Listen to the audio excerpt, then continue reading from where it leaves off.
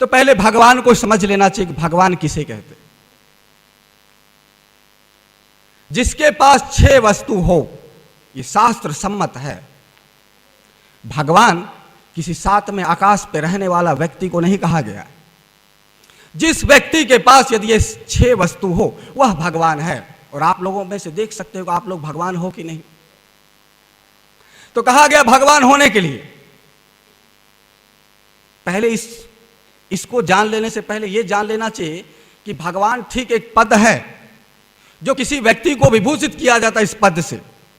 जैसे कि राष्ट्रपति का पद, जैसे कि प्रधानमंत्री का पद, जैसे कि सरपंच का पद, और भी जैसे कई प्रकार का नोबेल प्राइज जिसको मिलता है या भारत रत्न अवार्ड जिसको मिलता है, ये सब एक पद से विभूषित किया जाता है। किसी को पद्मश्री का अवार्ड मिलता है, किसी को श्री श्री पद्म का अवार्ड मिलता है। इसी तरीके से उस जमाने में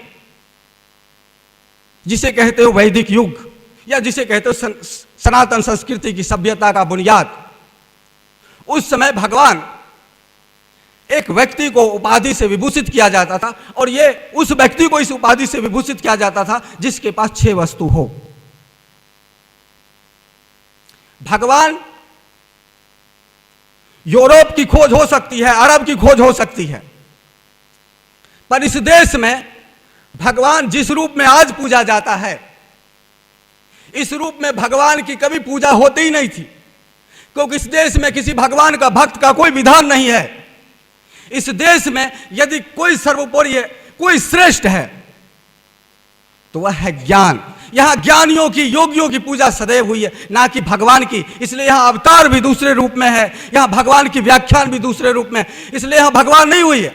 लेकिन फिर भी लोग कहते हैं ये भारत इतना पापी देश क्यों है, यहीं पर भगवान को बार बार अवतार लेने की क्यों जरूरत पड़ती है, ये भारत ऐसा कौन सा पाप किया है। ये तो आज का भाषा है। भारत में भगवान को माना ही नहीं जाया गया कभी। भारत में तो ज्ञान को माना गया है। भारत तो ज्ञान का पुजारी है, किसी अगवान भगवान का पुजारी नहीं है। ज्ञान से राम को पूजा गया, ज्ञान से कृष्ण को माना गया। यहां तो भगवान जिसे कहा गया उसे लात मारकर परीक्षा ली गई कि तू है भगवान तो बता तेरे में क्या है। यहां प्रत्यक्ष होता था भगवान, यहां अप्रत्यक्ष नहीं होता था। यहां किसी गोकुल धाम, किसी सत्य धाम, किसी स्वर्गलोक की किसी व्याख्यान होती थी तो ज्ञानियों के नीचे होता था। यहां ऋषियों और योगियों के नीचे रखा जाता था अपराध, ये अप्सराएं को और देवताओं को, देवी देवताओं को। यहां ऋषियों और योगियों को देवी देवता वंदन किया करते थे। उस देश का नाम भारत है। यहां भगवान की कभी खोज ही नहीं हुई।